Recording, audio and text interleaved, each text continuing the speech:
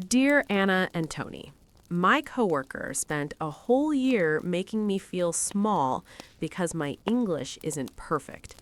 Then I did something that made him lose his job. Now he needs my reference to secure a new job. Do I help the man who made me feel invisible?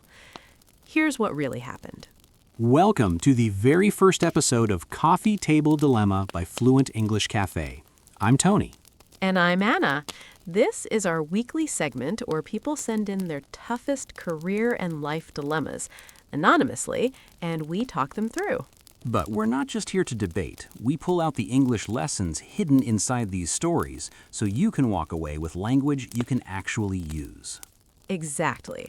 Whether you're learning English or you use it every day at work, these are the moments where the right phrase or the right silence can change everything. So, if you haven't already, hit subscribe and turn on notifications.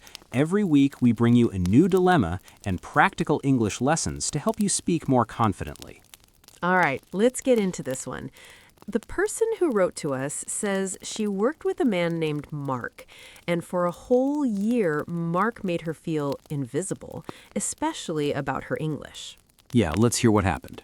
She says, I've been at this company for 3 years. I'm from Latin America, and English is my second language. I work hard. I've never missed a deadline. But from the day I started, Mark, a native speaker, treated me like I didn't belong. In meetings, when I spoke, he'd let out a loud sigh. Once, he leaned over to another colleague and said, I'll wait until someone with better English explains it. Everyone heard.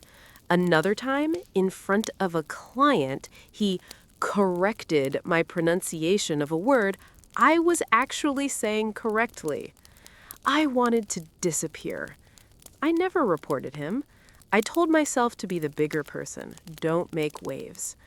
Then came the proposal. Mark was leading a pitch for a huge new client, a deal worth nearly $1 million. He sent me the final document for a quick look. I opened it. My heart dropped.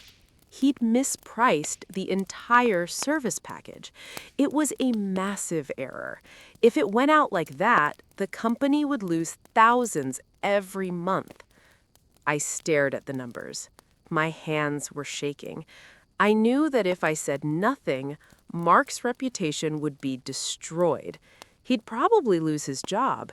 And after a year of his little humiliations, I closed the document.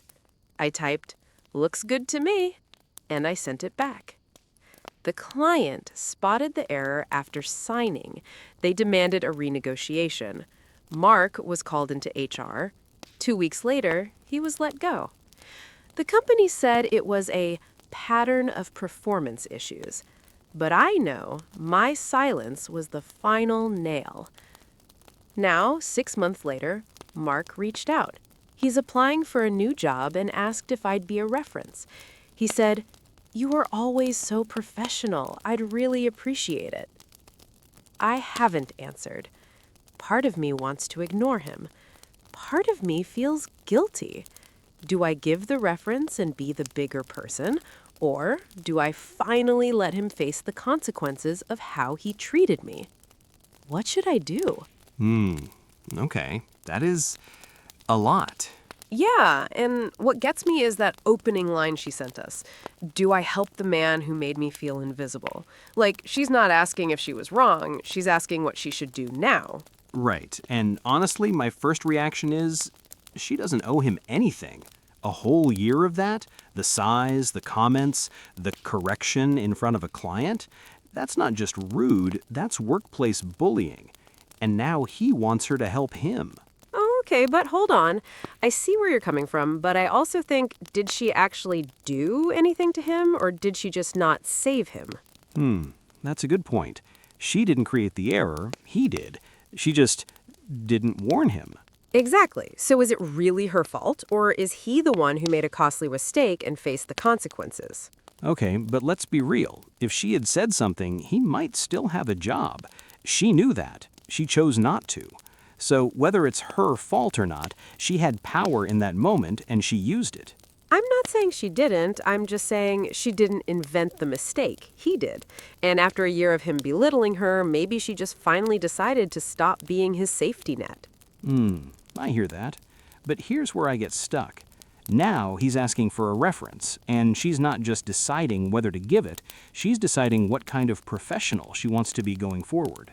That's actually a really good way to put it. Like, this isn't about Mark anymore. It's about her. What does she want to carry with her? Yeah, and that's hard because both options feel heavy.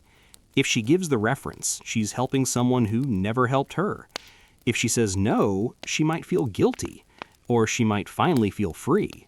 Or she could do something in the middle, like a neutral reference. She doesn't have to lie, but she also doesn't have to go out of her way to endorse him. That's smart. Something like, I can confirm his employment dates, but I'm not able to speak to his performance. That's honest, it's professional, and it protects her. Yeah, it's not revenge, it's just accuracy. Okay, so this is where I think we can actually help people listening. Because maybe you're not in this exact situation, but you might be in a workplace where someone is making you feel small. Or you might need to set a boundary with a colleague. Or you might need to go to HR about something. So let's talk about the actual language for those moments. Yeah, let's. Because what she went through with Mark, the size, the comments, the public correction, that's something a lot of people experience. And it's really hard to know what to say in the moment. Exactly. So let's break it down. If someone is making comments about your accent or your English, you have a few options. The first is to address it directly, calmly, in the moment. What would you say? Something like, I'd appreciate it if we could focus on the content, not my accent. It's short, it's firm.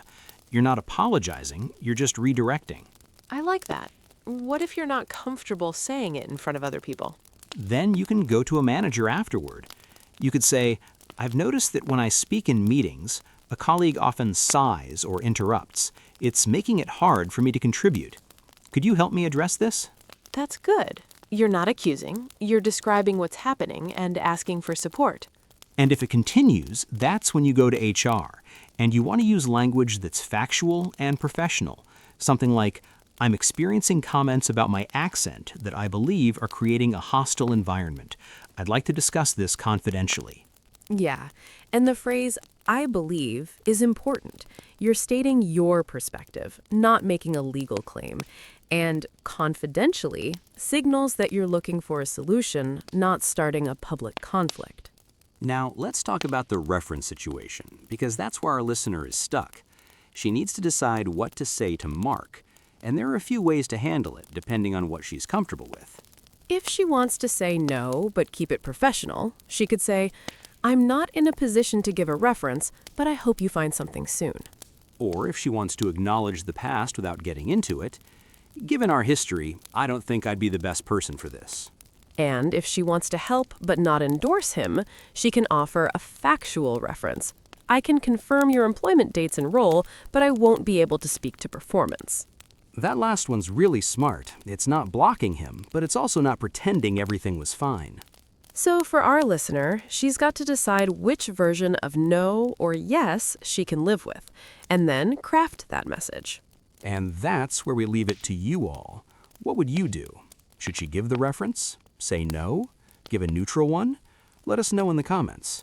And if you have a dilemma you want us to discuss, anonymously of course, the link to submit is in the description. Thanks for being part of the first episode of Coffee Table Dilemma by Fluent English Cafe. Don't forget to subscribe so you don't miss the next one.